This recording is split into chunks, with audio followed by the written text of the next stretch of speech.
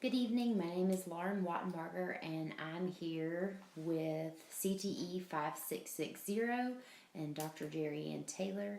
And I want to go ahead and summarize my project-based lesson for this course. This is the final semester prior to entering my internship. I also am coming into teaching, having taught, I've only taught 2 years so far, but I came in lateral entry with a degree in public health, and so all of this formal education around how to teach and how to provide students with the things that they need has been informative, it's been challenging, and it's definitely shown me a lot of things that I need to work on, as well as things that I need to be more intentional about in my teaching. The class that I chose to perform this project-based lesson with is my Health Science 1 class. Health Science 1 in Career and Technical Education falls under the Healthcare Sciences, and it is essentially the second course in the Health Sciences that covers the anatomy and physiology of the human body. And so every single unit covers a body system, and there are 12. And when we review or teach that material, we cover the structures of that system, the functions of each of those structures, and then a lot of common disorders that a healthcare professional or someone might see in relation to that particular disorder. So what I chose, because it was a fun lesson, it came up earlier in the semester, and so I was able to kind of roll with that one, but designing and creating an edible model of the digestive system. My students love to eat. All teenagers love to eat.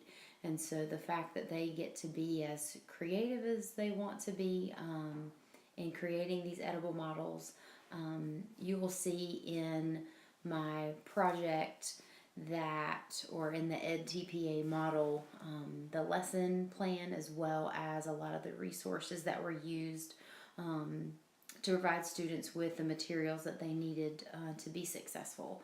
So the one class that I chose to kind of highlight, if you will, has 34 students, and 3 of them have learning modifications. 2 of them are English language learners. One is Hispanic speaking and the other one is Indian. And I have another who simply needs extra time to submit assignments when necessary, and needs a separate setting for taking her test. I also have a student with severe tree nut allergies and I believe dairy. And so this was also a challenge to make sure that students were mindful of their peers and some of the things that we might run into in the healthcare field. So first and foremost, I wanted to know, what did students know? This is the first time that many of them have ever formally discussed the digestive system, and so it's my job to figure out kind of what do they already know, so that I know where we need to sort of focus, and gives me a better ability to plan and prepare to meet the needs of my students. So the first portion of the unit, after figuring what they already know about the digestive system, most of them know that it has to do with pooping, because they're teenagers and pooping's funny, of course. But we have to define medical terms, and a lot of these students, some of them came in having been in the Health Team Relations course, which covers an entire unit on medical terminology, and others have never had any sort of exposure to medical terminology. So for some, this is very new. For others, it was sort of a recap. So we kind of have to meet in the middle in this area. But students get 12, 13, sometimes 15 terms. They are medical root words, prefixes, and suffixes that will help them to better,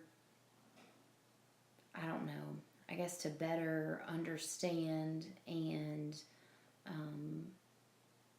kind of relate or relay some of the course materials back to these terms, because they can define those things by using the medical root words, prefixes, and suffixes a lot of times.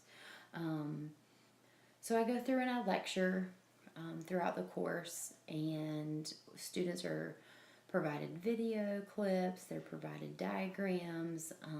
My English language learners, they are given a modified version of a quiz that sort of chunks the assignment, or chunks the matching terms and their definitions in a way that hopefully breaks down the concept to where it's a little less intimidating for them if they're having a difficult time understanding. Students will also receive copies of notes and study guides and things like that. And then in addition to, I guess, some of the things that EdTPA sort of pointed out for me, or revealed some of my weaknesses, because there are many, are that I need to be more intentional as an instructor. I think oftentimes, especially coming in lateral entry, like, I love students, I love teaching, I've taught before, just not in a formal school setting. It was always in the corporate sector and with adults and on behavior change and modification. So all of these formalities were very different for me. I'm all about engaging people, so I feel like by nature I was already doing these things, but never really understood why or the value that they had. So EdTPA was definitely able to kind of guide and direct those intentions and thoughts and things. I think one thing that I had seen towards the end of the assignment was that in order to truly meet the needs of my students, I have to know my students. And not only know my students, but kind of where they're coming from, maybe some of the things that they're dealing with, how can I relate to them? And if I have all of the things that they need to be successful in my classroom, then I don't have to, that's not just one extra step that I may be behind in connecting with that student. So one idea that I had was, if I could get iPads for the classroom, even if it's just one or two, that have the translator app on it, and students can easily scan their work or the work that I provide and scan it, and so that it can be immediately translated. Because if that's one barrier that's out of the way, then I can continue to connect with them on multiple other levels, because they know that I'm doing the best I can to meet their needs.